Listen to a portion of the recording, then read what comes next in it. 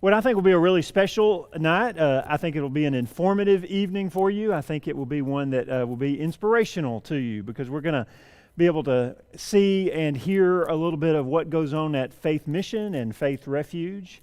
And those are two really important ministries in our city, do a lot of great work in our city. One that we as a church cooperate with and send people to and support in several ways. And so I'm thankful to have the opportunity to let you find out a little bit more about Faith Mission. And so what we'll do this evening is watch a documentary that Faith Mission has put together, and that takes about 25 minutes. And then afterwards we will hear via video from Wendell and Laura Burnham, who have been a part of that ministry for a very long time. They'll tell you about that. And then we'll hear from Jeff Stambaugh, who is also coordinated with a group from here to serve at Faith Mission. And then we have Wynn Hyan, who is president of the board for Faith Mission. She's here, and she would be glad to answer any questions that anyone had in the room. And so I appreciate, again, you being here. And I'd like to offer prayer, and then we will start the video.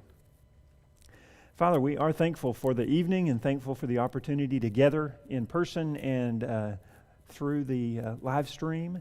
Thankful for the opportunity to promote and to learn more about Faith Mission and Faith Refuge. We thank you for the ministry that they do in our city, the ministry that they do that I know is close to the heart of Jesus, and as he worked so much with folks who were outcast and on having hard times and poor and struggling with addictions and problems, Lord. And so we thank you for this ministry, and we ask your blessing on it. In Jesus' name, amen.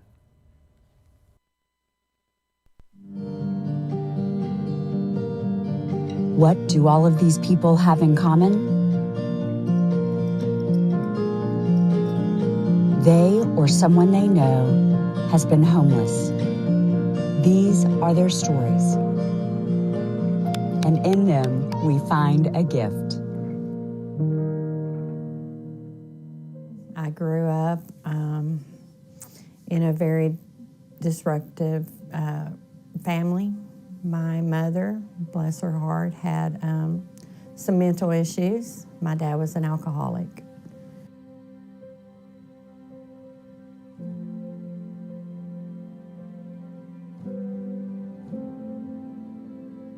I found myself doing drugs at a very early age. My dad got into drugs, and I lived in a drug home. Found myself in and out of jail a lot, getting into a lot of trouble. In 2009, I was court-ordered to the program. April 1st, 2009, I quit doing drugs. But in August of 2009 was when I was set free. Faith Mission introduced me to Jesus Christ. I began a relationship with him that I really didn't know existed. My future is victory. I don't walk as a woman of the past. I walk as a woman in victory. Homelessness has a lot to do with hopelessness. There was a time when I was hopeless. I was homeless, I was hopeless, and I came to a shelter, a homeless shelter, Faith Mission. And it was there that I found and received the most love I'd ever received in my life. It was there that people seen something in me that I never saw in myself. I didn't have the courage to go on my own. I had a lot of fears regarding homeless people. I felt like I was naive and would be taken advantage of. God had to really change my heart to bring me to the point that I am today.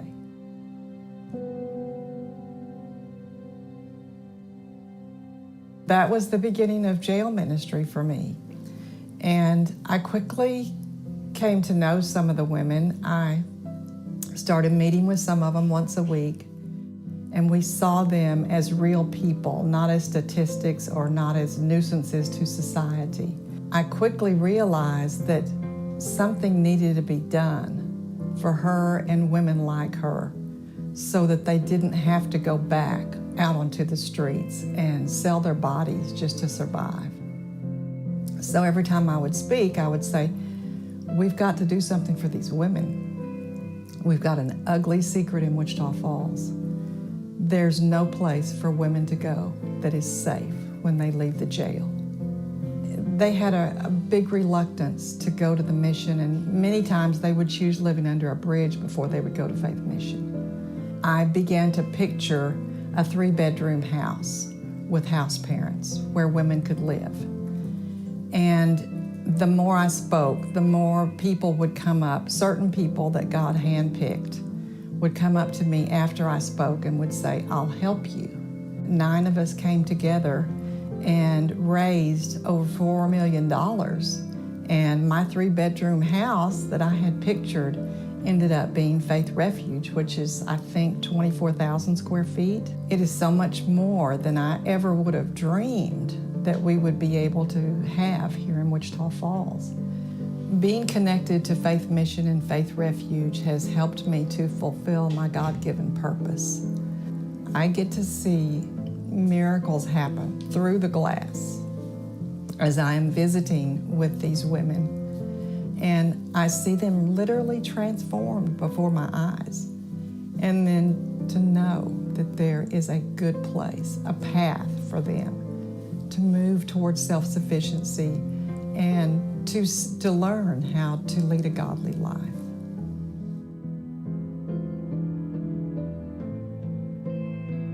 It's an issue that needs to be dealt with. It's increasing at an alarming rate.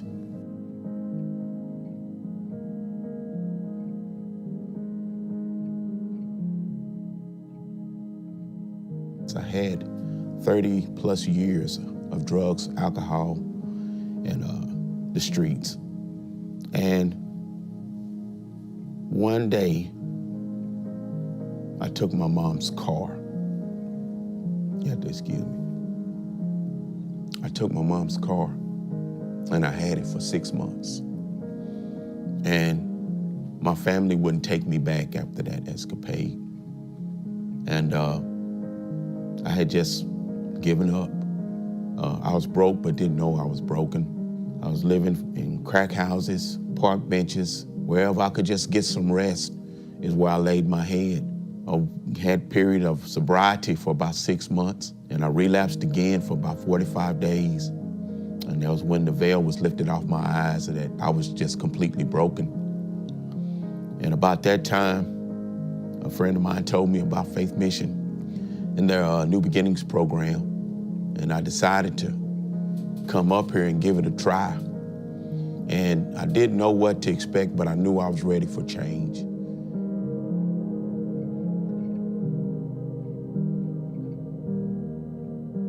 When I first started, I was in that bunk over there in the corner. I did the first 30 days over here where I pretty much got my sobriety, my recovery, started going to the Bible studies, and I just reunited my relationship with Jesus Christ. And at the same time, Faith Mission was in the back, drop, helping me get some things situated. They were doing all that while I was in the first 30 days here in the dorm. And it just kind of reminded me of how low I was, that I was with other people who were suffering from homelessness. And it just taught me how to reacquaint myself with people. After I did my 6 months in New Beginnings, I transitioned to Faith Enterprise, where down there I got even more work ethic.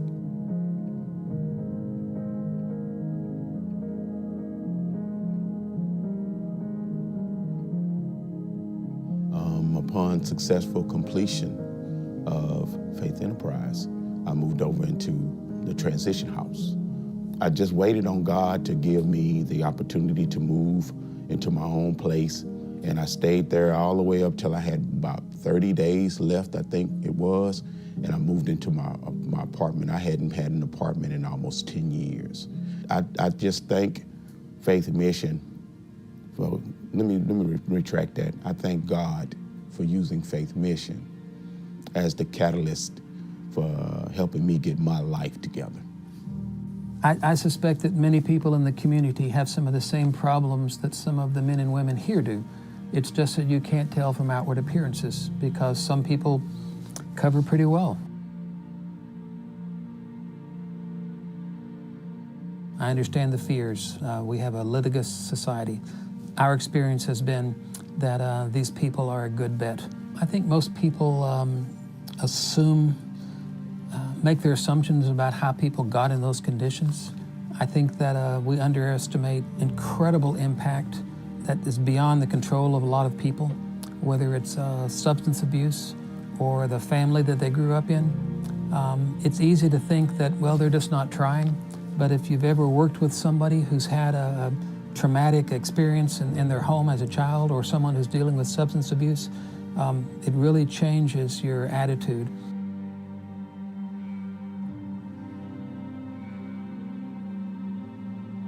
They cannot change on their own. They can't change through their own efforts. Yes, it is a terrible situation to be in, but there is a solution. There are solutions, and there are solutions here at Faith Mission. I don't believe you'll ever find the solution is you just need to try harder. You cannot solve the problem yourself. You have to have some outside help. So where would you go to outside help? You go somewhere that has been successful in helping other people solve this problem. And Faith Mission has done that. They take on the whole person's life. They're providing lodging, food, shelter, and a community. Everything that you need, and maybe what you weren't getting before. So it's all-encompassing. When we see a client, the first thing that we want to do is make sure that they know that they're loved. And we do that with by meeting physical needs, food and shelter and clothing and those kinds of things. And our motto here is every person has a story and every story matters to God. So we listen and we try to find out where they're coming from, what's gone on in their past, what they would like to accomplish in their future. We allow them to set goals for themselves. We allow them to tell us what they need so that we can help them either here in-house or we can refer them to some of our partners in the community.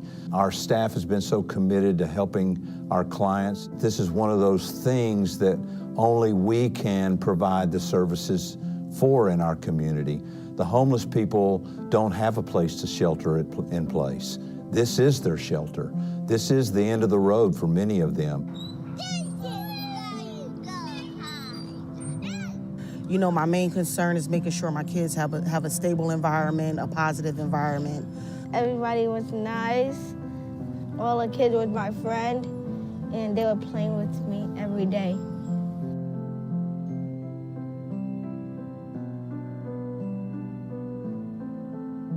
I look at life a little bit more differently, you know, from having everything and then having everything stripped away from me. You know, it's given me a fresh start. You know, it's a no judgment zone, and a lot of people need that.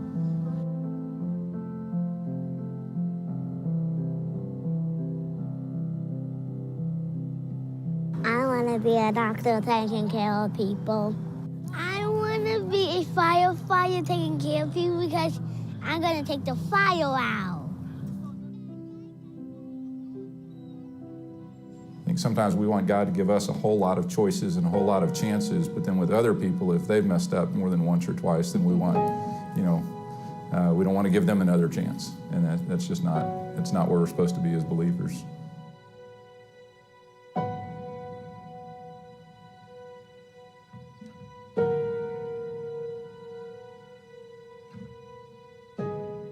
I think in the past when we've brought Life Group here to serve, I think it's a reminder. Everybody, particularly in our life group and our friend group, sometimes you can get real cloistered in a bubble and staying around people that think like you, dress like you, act like you. And when you realize that there are other people in the world that have so much less, I think it's very, very good. It's almost humbling for them, and it's been good for our life group members.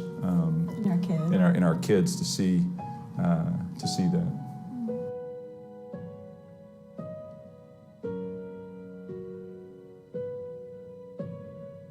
I think it's very easy for kids who are raised a certain way to assume that everybody else is just like them, and it is always good for kids to see that other people have it a lot different than they do. I would say sometimes we made them come, but it ended up being a blessing, and that they enjoyed the interactions, and it was a good reminder. Well, I think that no man or no woman is beyond hope, and that we are supposed to be intervening in everyone's lives that we can, and really the people that are come here are at a point of wanting to turn around. They're willing to meet the rules that Faith Mission puts out, and they're wanting an opportunity to turn their lives around. And we ought to give somebody an opportunity, not just once, but twice, but 3 times, to give themselves a chance to heal and to move forward with their lives. I'm like anyone else. I definitely have problems. I have issues to be dealt with, like I said, like anyone else.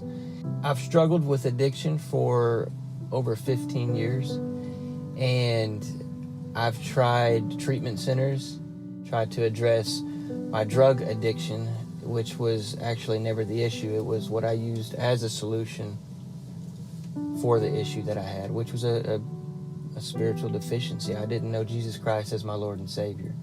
Less than a year ago, there was really no hope for my future. I was faced with a crossroads this past November. It was basically go to prison and keep doing what you're used to doing, or do something with your life. That's ultimately what brought me here to Faith Mission. It was just another chance that was given to me, and here I am, and I'm looking to take full advantage of it.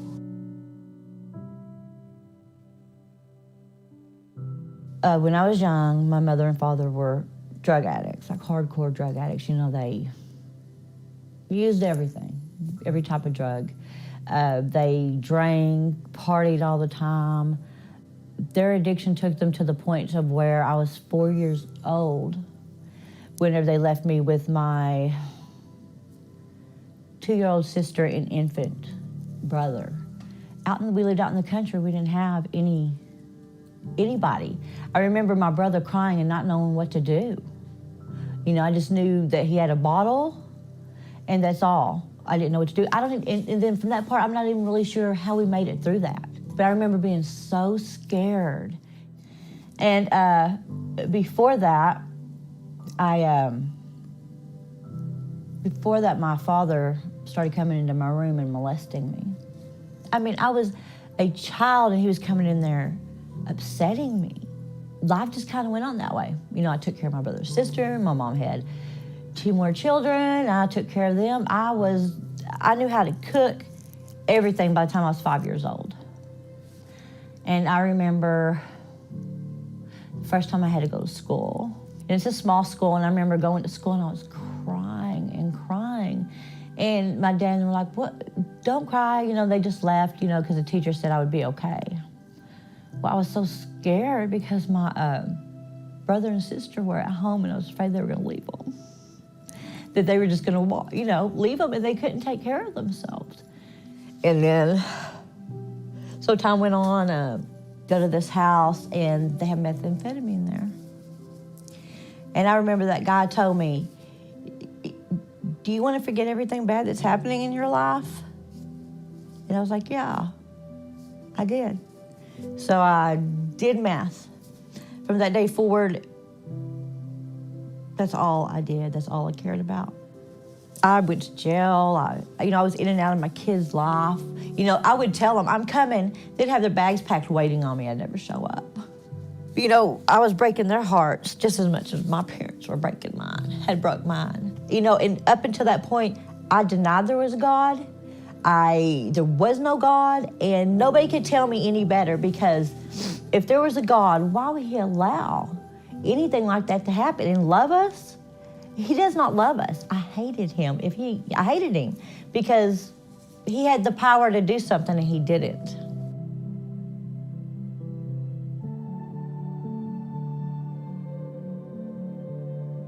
So I went to church.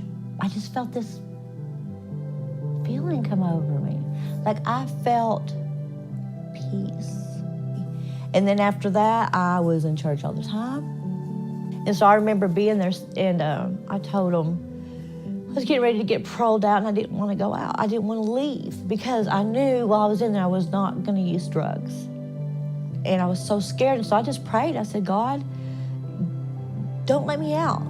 Put me somewhere where God can reach me and where I could be with God every day and get to know Him more. And so my mom, she's been clean and sober for a long time, and so I didn't want to, but I reached out to her and asked her if I could move in, stay with them. And she said, well, her apartments wouldn't let a felon live there. And she ended up finding Faith Refuge. She went to the parole office, got this, the doors haven't even been open like a couple of months. And she got me in Faith Refuge, and that's what changed my life.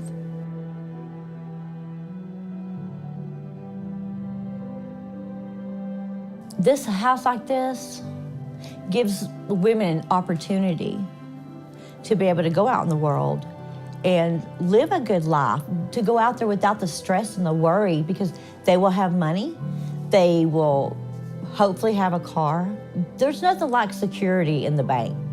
I think it brings them closer to God, you know, and they learn how to cook, they learn how to clean, they learn how to do their finances, they pay rent. Some of them have never paid rent in their life, you know, so they're so proud to pay that rent on time. But a house like this saves their lives. The Victory Home has given me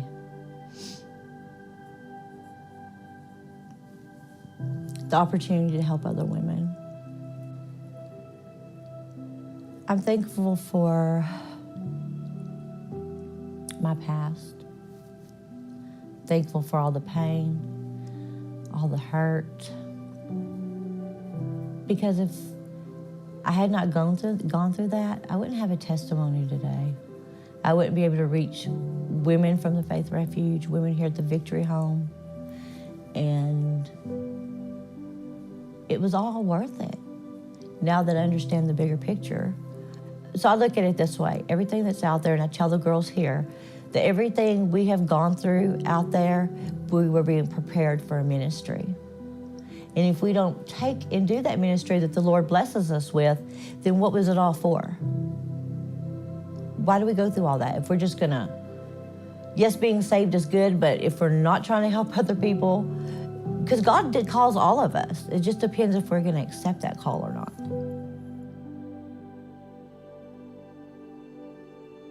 I just want to thank you, Faith Mission, for giving me the gift of hope.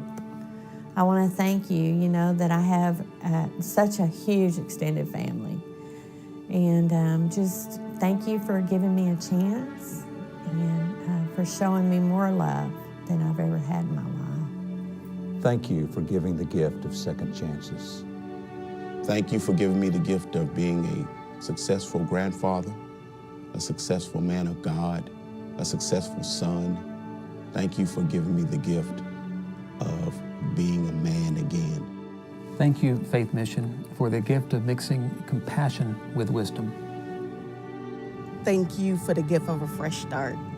I just want to thank the mission, Faith Mission, for giving me this gift of the ability to love, the ability to receive love, just reconnect me with my Maker, my Creator. From the bottom of my heart, I'm thankful for that. You've helped restore my life. You have helped restore relationships in my life. And because of you guys, my future is much brighter and my hope is restored. Thank you. Thank you for giving the gift of hope, the gift of second chances, and the gift of spiritual answer to people that need it. Thank you for giving the gift that transforms lives. Thank you for the gift of opportunity. I want to thank our donors, thank the staff, the incredible staff of Faith Mission and Faith Refuge. They are so devoted, and it's because of them that I am able to continue to do my ministry within their walls. Can you give me the gift of hope?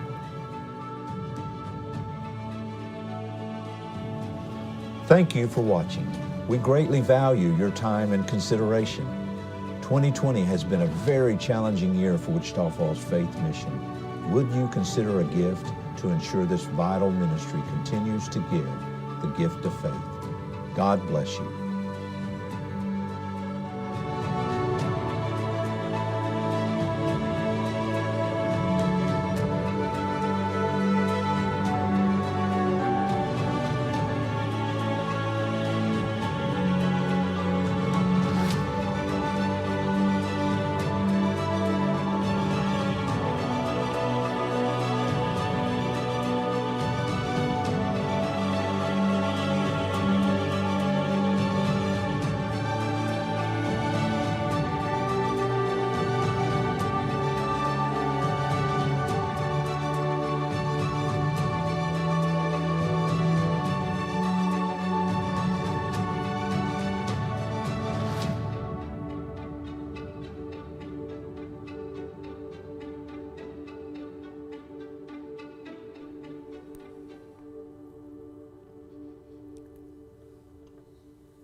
Well, that is the second time that I have watched that video, and it is powerful each time. I so love seeing the stories of how the Lord Jesus Christ can transform lives and change lives and heal people. That's what we're about. That's what the Faith Mission is about and the Faith Refuge is about. And it just fills my heart to hear those stories. I'm so thankful that you're here to watch that you're online watching that. And not only do we see how God blesses the folks who need Faith Mission and Faith Refuge and the folks who come broken and need healing, but God also blesses the people who go and serve at Faith Mission. And so I want you just to hear from Wendell and Laura Burnham via video, because Wendell is on his way to a board meeting with Joel Plake. And so they did theirs via video, but I want you to hear from them about the blessing, how they got involved and the blessing that they received from service. And then when that video is over, Jeff Stambaugh will come up and share from his perspective the blessing that he has received from service. So let's be blessed by these three as they share. Okay, so why don't you tell them how we got started serving at the mission? Okay, 27, we think 27, whatever 93 is. Yeah, 1993. Okay, let's go with that. We were having a weekly Bible study with some friends of ours, Jim and Helen Waddell, and some of their adult children. And we were talking one night about, couldn't we find something kind of fun to do to be of service to somebody? And Wendell had a friend at the time that had been serving at the mission, and so he kind of brought that up and said, you know, that might be something we could look into. So I said, I'll call him. And so I called him the next morning, and they said, sure, you can come Wednesday. So we did, and we kind of just experimented, and 27 years later, here we sit. We signed up, and the last Wednesday of every month, we would go, and typically Laura would do the food purchasing, and then we would prepare the food with whatever group was gathered with us that month, and then we would serve the food, and we'd also do the worship time with the music and the preaching for all those who gathered in the chapel before the meal, because that's the way it works. They would come to chapel and then be served the meal. Throughout the years, we literally have worked with people from the Edgemere Church of Christ. That's where we first started, with folks from Edgemere. And then we worked with friends from the Loop 11 Church of Christ. We worked with friends from the 10th and Broad Church of Christ. We worked with friends from Christ Community Fellowship. Most recently, we've been working with a group from Grace Church. Two members there, Jim and Candy Kennedy, have been buying and preparing, kind of directing the preparation of the meal for years and years. Just great people.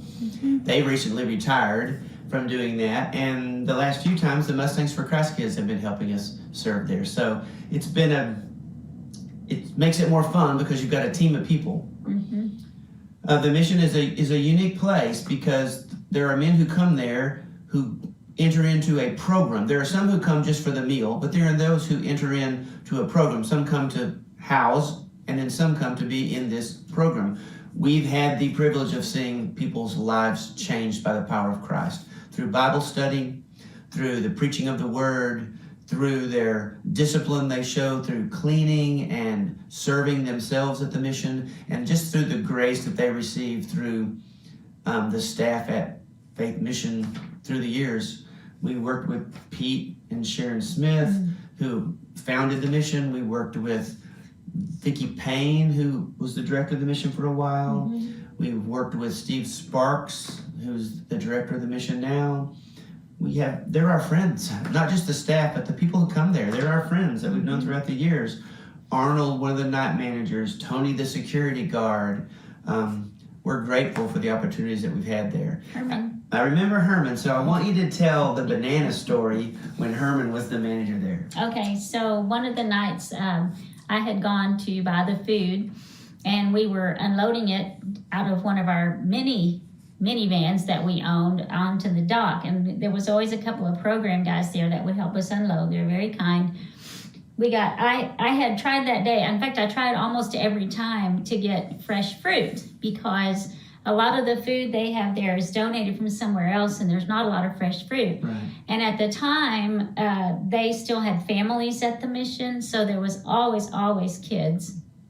And so I tried to get fresh fruit for the kids. So I had bought this big bananas, bunch of really pretty bananas that day. So we got everything unloaded, and I looked around and I could not find my bananas. And I was not okay with that. So I looked around and I was thinking, where did I put those? And I looked back across the street by what used to be the library. And there was 2 or 3 guys standing by a tree kind of looking at me like, what are you going to do about it? They had a big bunch of fresh bananas by some coincidence. And I was like, no. So I just marched my little self right over there, and I said, I don't know who you are, but if you want a banana, you're going to have to come to dinner at the mission and get it. Because these are mine, and they're for the kids. Thank you very much. And I picked them up and took them over the mission. And then we served dinner. When Herman found out what she did, he went to ask her, do you know who those guys He said, are? you did what? Yeah. And I said, I don't know who those guys are, but they took my bananas that belonged to the kids. So I just went over and got them. And Herman said, you do know that's so-and-so, and he did just get out of prison. And I said, I don't care if he just got out of outer space. Those are my bananas, and they're for the kids. So when you serve at the mission, the courage of Christ comes pouring out of you, and it did in Laura that day. We have wonderful memories, great experiences. They're our friends, like I said. Sometimes we look at people at the mission as those homeless people or the outcasts, but they're just people. That's one of the joys of being among them and being with them, is understanding that they're people like us, and they become your friends, and it's a blessing to pray with them and to serve them and to sing to them and to preach the word to them, and we're grateful. We thought we were giving a blessing, but actually we were getting the blessing. And we also have the opportunity to serve at Faith Refuge, which is another facility in town that is just for women. The biggest blessing about serving at Faith Refuge every month is leading the worship and hearing the girls sing at the top of their lungs, standing on their feet, and see the tears roll down their faces because of the change that Jesus Christ has worked in their lives. We're thankful. It's a place where anyone can serve. We've taken our kids, we've taken our grandkids. We're thankful for what God is doing there and continues to do there, and thankful for the opportunity that we've had to serve and be blessed at Faith Mission and Faith Refuge.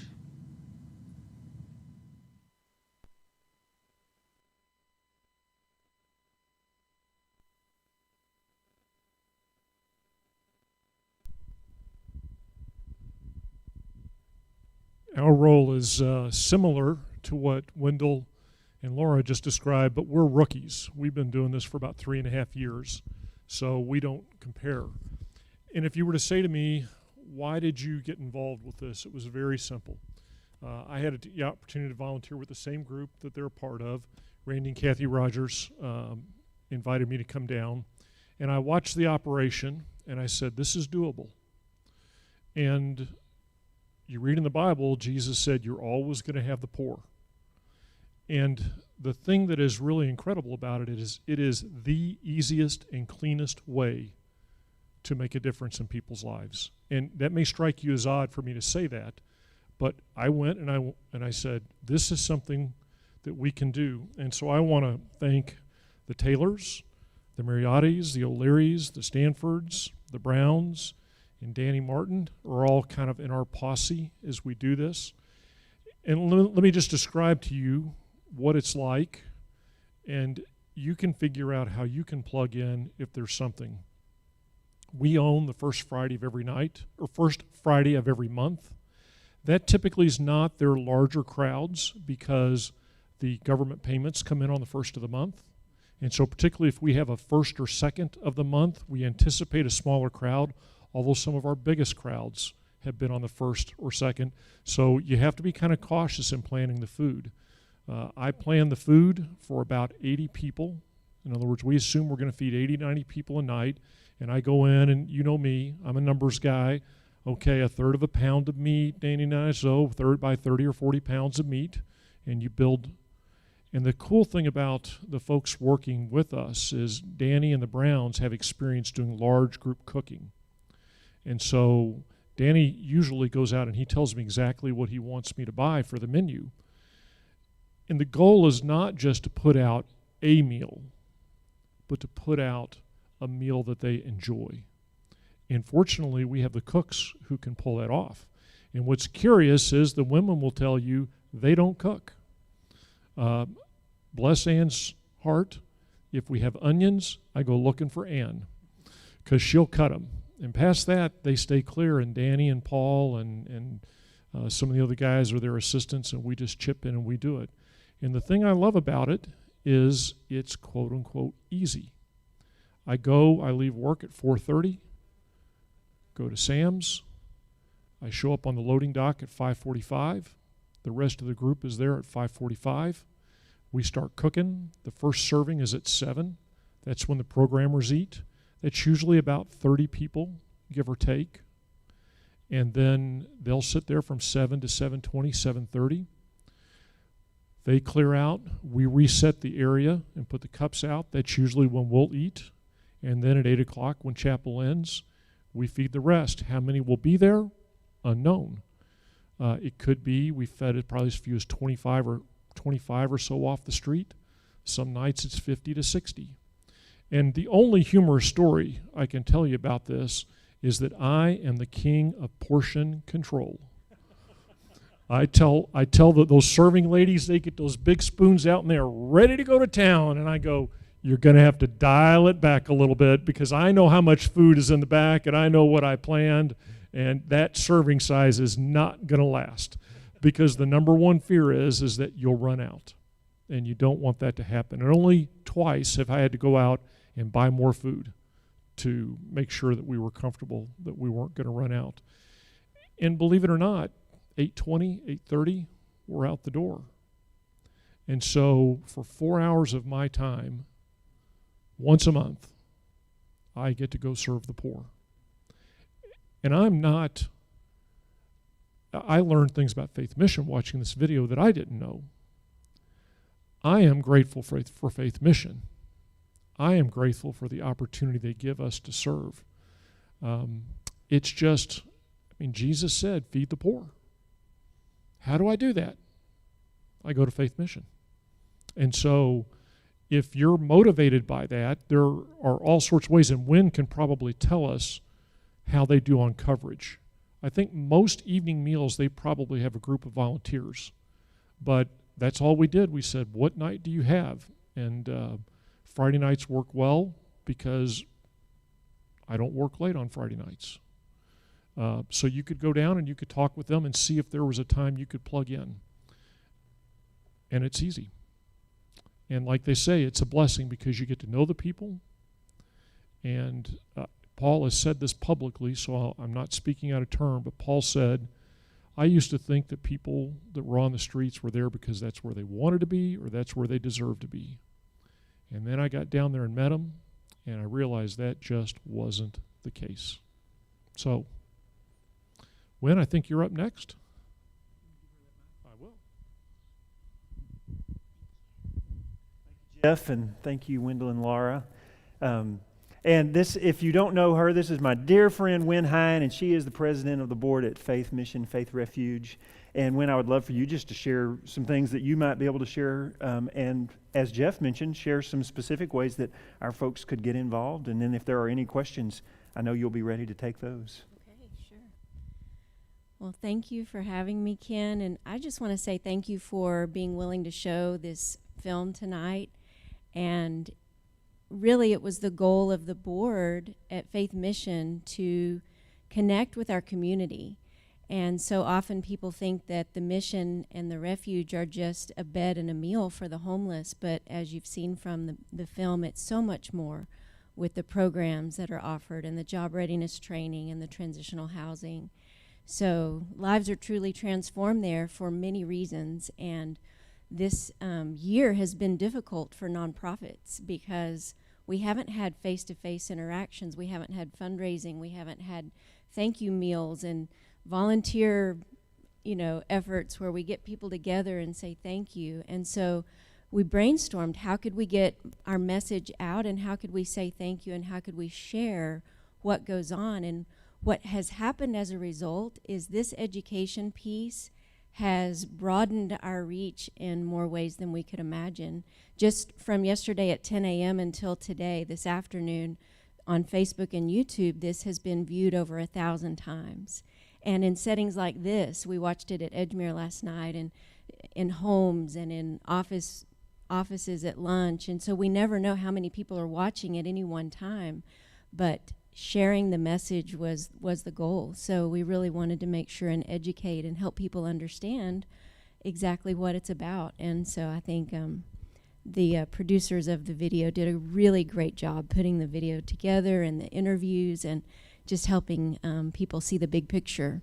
So I would be glad to answer any questions that you all may have. I know many of you have served, but maybe the video brought up some things that you didn't know or that you learned tonight that you might have questions about.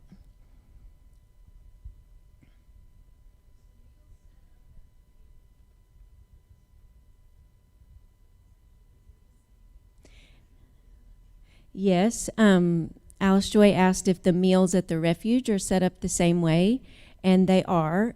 Dawn and I have served dinner once a month out at the refuge since it opened in 2012. We were introduced to the mission by Wendell and Laura years ago, and so we would volunteer with them. And when the refuge opened in 2012, we decided to begin serving there. And so we go down, and I show up about 5, put the meal in the oven. Dawn and Wendell and Laura come down about 6 p.m. and they do chapel from 6 to 6:30. And then at 6:30 we serve the meal. And then we're usually gone by 7. And so it's about a 2-hour process for me. And the others, we have a handful of others from Edgemere that come and serve. But as far as monthly, the mission and the refuge have most nights of the month covered, but there are always open evenings. There may be some evenings, like the 3rd Wednesday of the month, that might be free every month, that a group could come together and take that night every month. Sometimes it's every other week, or just random nights of the week that they need a meal covered. They have a volunteer coordinator now. Her name is Paula Hall, and they have gotten everyone into a new software system with your information and lots of other ways to volunteer as well. You can work down at the resale store, sorting clothing and helping at the store. You can volunteer in other ways, and if you're interested, you can contact Paula on the website and ask how you can get involved. Yeah. So the website is faithmissionwf.org. Yeah. Other questions?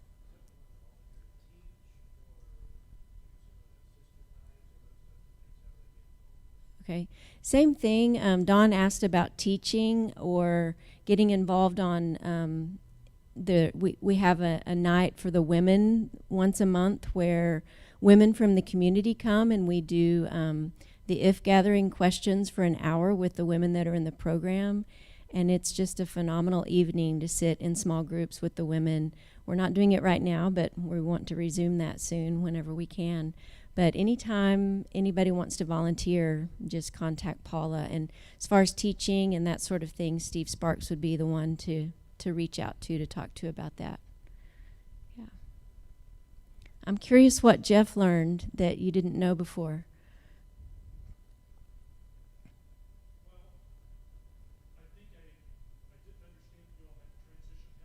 Okay.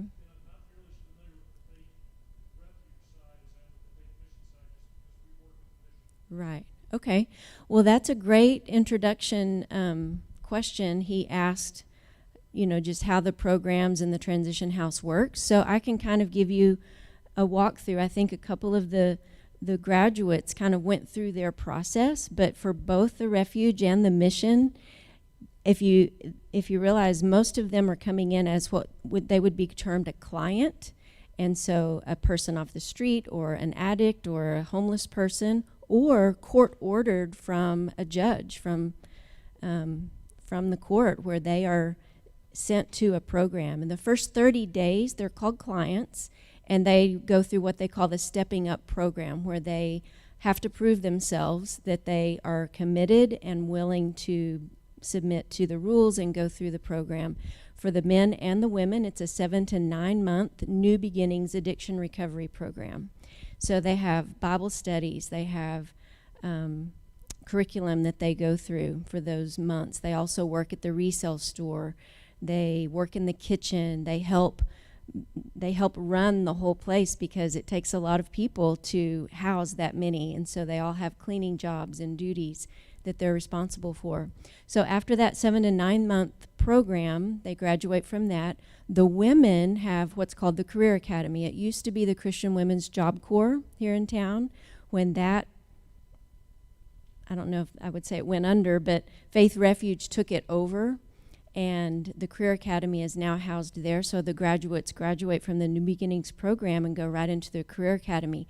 They do job readiness, they do interview skills, they work on how to write resumes. They fill out a lot of resumes and apply to a lot of jobs. They really, they do the Word, what's it called, MOS, the Microsoft Office certification program. If they need their GED, they have the opportunity through Region 9 to get their GED. So the Career Academy is a fantastic place for women to get on their feet and get into the job fields. And then the men have the 6-month program, which is Faith Enterprises. And I don't know if any of you have used Faith Enterprises, but they do tree trimming, lawn service. They have major contracts with the county and the city and large businesses in our community, where they do tree service and lawn care, and they work hard. So if you see our trucks running around town with Faith Enterprises on the side, that's what they are. They are the graduates of the program. They move into the Faith Enterprises program, and it is job readiness training. So if they're not physically capable of working in that field, then they will work down at the resale store, and the store actually pays them an hourly wage just like any other employee. So they do get those job skills. Once they graduate and they move out of the mission or out of the refuge, the mission just within the last year has purchased a home for women and a home for men. And the women's house has 3 bedrooms, 2 baths, and up to 6 women can live there. And Michelle Kilman, the one that was in the story, she's the women's house manager. So it's fantastic to see how someone who's been through the program and is now on her feet, as she's now leading and serving and mentoring women in the program. Same thing on the men's side. The transition house is literally directly behind the mission. So if you park at the back, the house that's directly behind the set of 3 doors, that's the men's transition house. And they have an overseer, a house manager there as well. So they get to live there for up to a year. While they're working, they are encouraged to save money, and they pay rent, like Michelle mentioned. They pay at least $200 a month for their rent, and they're able to save money and work up to getting their own apartment at their own place when they're ready to move on. The transition house has been phenomenal. It's just that next step of supportive care, but it's a step toward more independence. And so they feel that independence, and they're just one step toward being self-sufficient. So it's been fantastic to have that. Did that answer your question, Jeff? So that's kind of an overview of all the programs. And of course, in between all of that is case management for every individual. The hospital is really a cool program. The hospital comes every Tuesday to the mission and has a doctor and a nurse that evaluates every client. And that's a new program that they are happy to provide that service free for the mission to keep more people out of the ER. And so it saves both ways. And it's a great service for the mission when they come and provide health care. So, great question. Anybody else?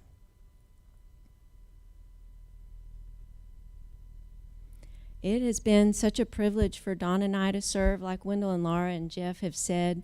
It's truly a blessing, and for me to be on the board, and I've served there for 6 years now, and it's such an honor to see how an organization in our community truly serves and ministers to people that are at their greatest need.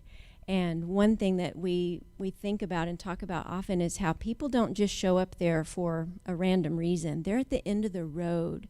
And if you think about how people get to that place in life, maybe many of them have lost all of the relationships in their lives. I know a lot of us have dealt with friends or family members who've had an addiction or had serious issues in their life where you've had an enabling situation and you eventually have to cut that off. And so people at the end of their road basically have broken all of the relationships in their life. They have nowhere else to turn. So the mission and the refuge offer that support and that love and introduce so many people to Jesus that is truly the answer. Many of the men and women that come there have been to other programs or other addiction recovery programs, but if they're not faith-based, then the hole is still there. It's still missing. That void is there. So one of the main reasons I love to serve, and the lady that put this video together, she came for one day to video all of the interviews and all of the footage, and she left that day. She said, I am overwhelmed with what happens in this place.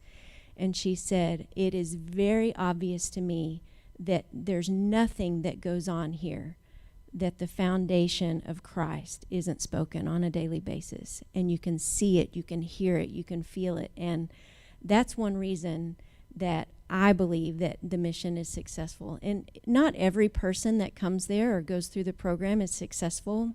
There are a lot of people that relapse, but there are a lot of success stories. And that's what we count on, and we praise God for every single success story. So it is, it's truly a mission right here in our community. We don't have to go overseas to serve. We just drive down the street a few blocks away, and you can find all sorts of ways to serve. I loved what Wendell said in the video, that these men and women are just people. They're just human beings like you and me. And one of the quotes, I love to quote John L. Donnell, she always says, we're all just one bad decision away from prison. So some of us have made bad decisions and we didn't land on a path that took us down the road to addiction. But we've all made poor decisions, and yet some people do, and they end up on that path that leads to a very difficult place in life. So I appreciate the opportunity to share and to talk to you guys, and if you have other questions, let me know, and appreciate being here. Thank you for watching, and I would encourage you also to share. This video will be live. The link is live on YouTube and Facebook, and share it with your friends. You can copy it and email it. You can send it to others that might want to hear the message. Good. Thank you, Wynn. Well, it was a good decision to be here tonight and to watch tonight. And it's a good, positive, and productive evening. And so God bless you this week. God bless Faith Mission and Faith Refuge. And God bless the folks who are being introduced to Jesus there. Have a good night.